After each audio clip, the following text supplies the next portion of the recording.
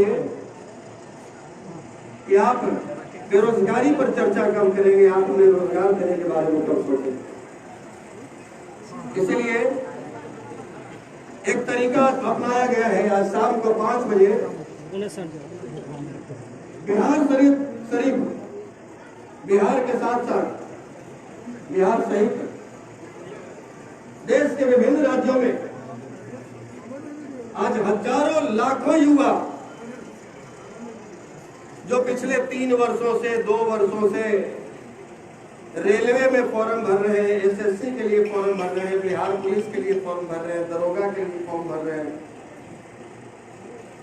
Form के पैसा भी लगाते हैं, शारीरिक कष्ट भी झेलते हैं, बावजूद कभी एग्जाम रद्द हो जाता है, कभी पेपर लीक हो जाता है, कभी स्कैम हो जाता है, या किसी का 2-2 साल हो गया अब तक एडमिट कार्ड नहीं है, उनका उम्र भी समाप्त होते जा रहा है और की संख्या भी बढ़ती जा रही है।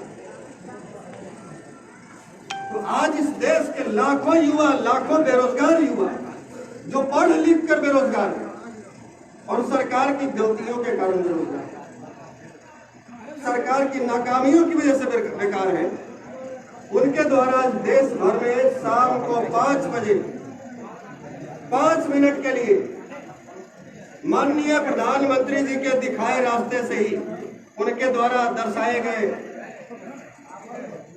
जो तरीका है, जो सिखाया गया तरीका है, उसी तरीका का इस्तेमाल करके भारतवर्ष के बिहार के तो लगभग तमाम जिलों में शाम को 5 बजे ठीक 5 मिनट के लिए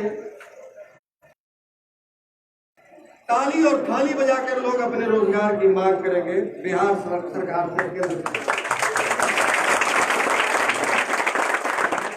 यह मांग इसलिए जरूरी है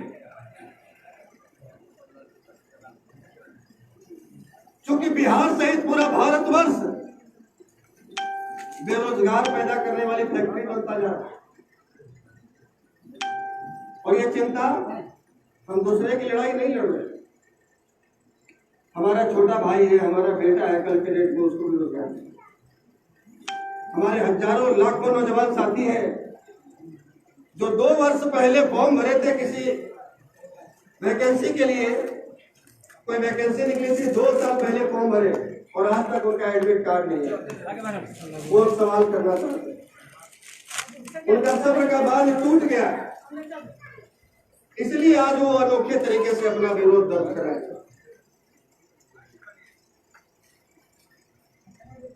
मैं सुबोध कुमार आज आप सबों के बीच में राष्ट्रीय जनता पार्टी के माध्यम से जनसंपर्क यात्रा, परिवर्तन यात्रा के तहत आज आपके गांव में हूं। आज हमारी कोशिश है कि लखीसराय और सूर्यगढ़ा विधानसभा के लगभग 1 दर्जन से अधिक गांवों का दौरा किया जाए। जितनी बातें आप सबों के समक्ष हम रखना चाहते हैं, दरअसल समयाभाव के कारण रख नहीं पाएंगे और जो भी बातें आपके समक्ष रखेंगे वो महज किताबी ज्ञान नहीं है। 2300-2400 गांव का दौरा करके उनकी समस्याओं को समझने के बाद 2 मिनट रुक जाइए भैया, हम लोग ठंडा बात में पी लेंगे। 2300-2400 गांव का दौरा किया, लोगों की समस्याओं को चौकी पर, खटिया पर, दरी पर बैठकर सुना और उस हिसाब से हमने एक रोडमैप तैयार किया है कि आखिर इस बिहार को रोजगार युक्त बिहार कैसे बनाया जाए, भ्रष्टाचार मुक्त बिहार कैसे बनाया जाए, अपराध पर पूर्ण विराम यहाँ कैसे लगे और हम भी गर्व से कैसे कहें कि हम बिहारी हैं। आज जो लोग, इसमें कई साथी ऐसे होंगे जो रोजगार की तलाश में दूसरे शहर में रहते होंगे, अब इस लॉकडाउन में लोग अपने अपने गांव आए हुए, उनकी स्थिति हम जानते हैं। सबसे पहली बात तो कि कोई अपनी माँ मिट्टी संस्कृति को छोड़कर जाना नहीं चाहता किसी दूसरे राज्य में।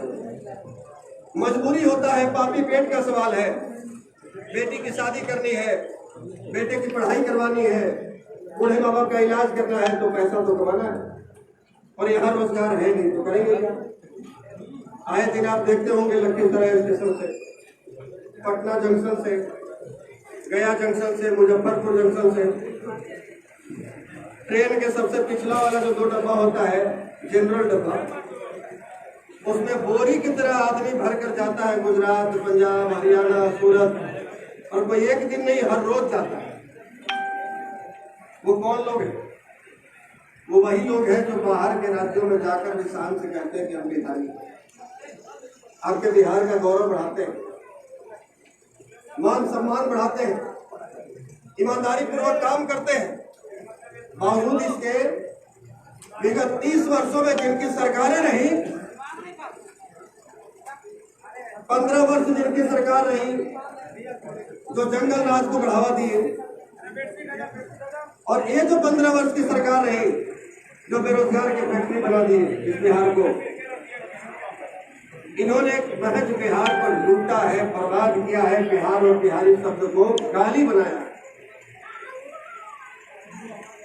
पहले हमारे लोग शान के साथ, गर्व के साथ कहते थे कि हम बिहारी हैं, और आज जो दूसरे राज्यों में कमाने जाते हैं उनसे जरा पूछिए कि आपसे पूछता है हरियाणा वाला कोई जाट, आपसे कोई राजस्थान वाला गुज्जर पूछता है, आपसे कोई पंजाब का सरदार पूछता है, आपसे कोई गुजरात का पाटीदार पूछता है, आपसे कोई महाराष्ट्र का मराठी पूछता है कि आप कौन हो, आप कहते हैं बिहारी। तो जैसे ही बिहारी शब्द आपने मुंह से निकाला तो उसको लगता है कि मतलब सबसे गंदा आदमी, सबसे घटिया आदमी, सबसे चोर, बेकार, न जाने कितने तरह की बातें उसके दिमाग में घूमने लगती है, जबकि वास्तव में ऐसा नहीं। हमने बिहार के श्रीनगर से लेकर, भारत के श्रीनगर से लेकर और तमिलनाडु तक घुमा। हम भारतीय सेना में भी बतौर सैनिक, बतौर सिपाही 8 वर्षों तक भारतीय की सेवा करें। विभिन्न राज्यों के लोग हमारे साथ नौकरी में भी रहे, और संगठन विस्तार को लेकर कभी हरियाणा, कभी राजस्थान, कभी दिल्ली एनसीआर के नोएडा, गुड़गांव, फरीदाबाद, गाजियाबाद,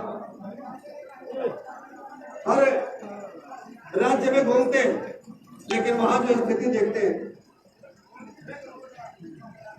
कि बिहारियों के प्रति उनकी सोच क्या है, जबकि बिहारी जितना ईमानदार हमको आज तक कोई अलग राज्य का दूसरा व्यक्ति नहीं मिला, कोई दूसरे राज्य का व्यक्ति नहीं मिला। इतना कर्मठी, इतना मेहनती, इतना जिद्दी, इतना ईमानदार। आपका देश का राजधानी तो बिहारियों की वजह से चल रहा है, माया नगरी मुंबई भी बिहारियों की वजह से चल रहा है। गुजरात को गुजरात मॉडल इन्हीं बिहारियों ने बनाया है। पंजाब को विकसित राज्यों की श्रेणी में ले जाकर खड़ा करने वाले यही बिहारी लोग हैं। लेकिन आज बिहार की दुर्दशा क्या है कि जो बिहार कभी विकास के पायदान पर सबसे ऊपरले सीढ़ी पर खड़ा था, आज सबसे निचले पायदान पर। कभी हमसे सबसे नीचे उड़ीसा था, उसके बाद हमारा नंबर हुआ करता था, और आज रेंगते रेंगते उड़ीसा भी आपसे आगे चला गया, और आप उड़ीसा से भी पीछे, आप सबसे निचले पायदान पर चले गए। तो इसका जिम्मेवार केवल सरकारें नहीं है, केवल नेता नहीं है। दरअसल इस लोकतंत्र में जिसको आप नेता चुनकर भेजेंगे सदन में, वही नेता बनेगा, वही विधायक बनेगा, वही सांसद बनेगा, वही मुख्यमंत्री बनेगा।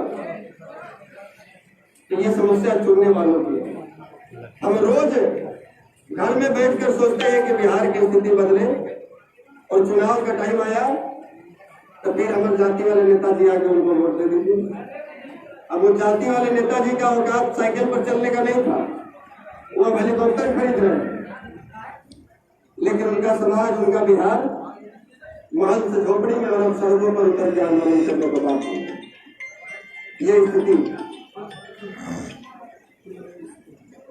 लगभग 10 वर्षों से बिहार के नेपाल बॉर्डर से लेकर उत्तर प्रदेश बॉर्डर तक के बिहार का 38 जिला, लगभग 2300 से 2400 गांव का हमने दौरा किया। लोगों का अपार जनसमर्थन, अपार स्नेह मिला। आप में से भी कई साथी विगत 7 नवंबर को पटना के गांधी मैदान में आयोजित रैली में भाग लेने गए होंगे। हमें नहीं पता कि आप में से कौन गए थे, क्योंकि हिसाब तो उसके पास रहता है ना जो भाड़े पर भीड़ बुलाता है। वो पैसा नाप कर भेजता है, तौल कर भेजता है, गिन कर भेजता है कि 500 रुपये मूड़ी हाथ गोड़ खरीद, तो आदमी का लिस्ट उसके पास जाता है कि फलाने गांव से फलाना फलाना आदमी जा रहा है। हमने जब लोगों से निवेदन किया, आग्रह किया अपनी एकता का परिचय देने के लिए, तो हमने इतना ही कहा कि हम आपको संसाधन नहीं दे सकते, हम आपको पैसा नहीं दे सकते, हम आपको प्रलोभन नहीं दे सकते। और ये लड़ाई केवल मेरी नहीं, और हम कोई अपने बेटे की शादी में आपको नहीं बुला रहे। ये लड़ाई हमारे अस्तित्व की, और जितना अस्तित्व की लड़ाई लड़ने का हक हमें है, अधिकार हमें है, उतना ही अधिकार आपका है। ये आपका भी कर्तव्य बनता है। आपके गांव में 100 घर की बस्ती है, हर एक घर से 100-100 रुपए आप वसूल लीजिए, चंदा 10,000 में एक बस ठीक कर लीजिए, और उस बस पर गांव के 50 लोग बैठकर गांधी नगर पहुंचिए, और इतिहास में पहली बार अपनी एकता का परिचय हो। और हुआ, ऐसा ही हुआ।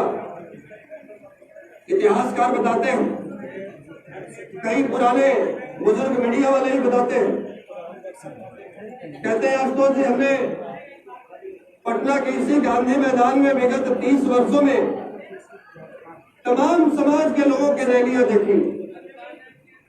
कोई ऐसी जाति नहीं है बिहार में जिसकी रैली पटना के गांधी मैदान में नहीं। सबसे पीछे हम ही लोग थे, क्योंकि हम लोग ब्रह्मांड के सबसे बुद्धिजीवी जाति, ब्रह्मांड के सबसे ज्यादा बुद्धिजीवी समाज से। इसीलिए एक बुजुर्ग हमको बोले, 60 साल के बुजुर्ग, किसी गांव में हम ऐसे ही जनसंपर्क में घूम रहे, बोले आशुतोष जी, आप कौन से समाज को एक करने चल दिए? तो हमने बताया, तो बोले हाँ, इसीलिए तो पूछ रहा हूं कि आप कैसे समाज को एक करने चल दिए? इस समाज में कार्यकर्ता है ही नहीं, सब के सब नेता है, आप एक किसको कीजिए? हमने कहा ये अच्छा ही, क्योंकि कार्यकर्ता यदि किसी बात को समझता है तो अकेले समझता है, लेकिन नेता यदि आपके विचारधारा को, आपके आइडियोलॉजी को, आपके सिद्धांत को समझ जाएगा तो हजारों लोगों को समझा देगा। इसलिए हमारा काम ज्यादा आसान हो जाएगा। और यही वजह हुआ कि जितना भी समाज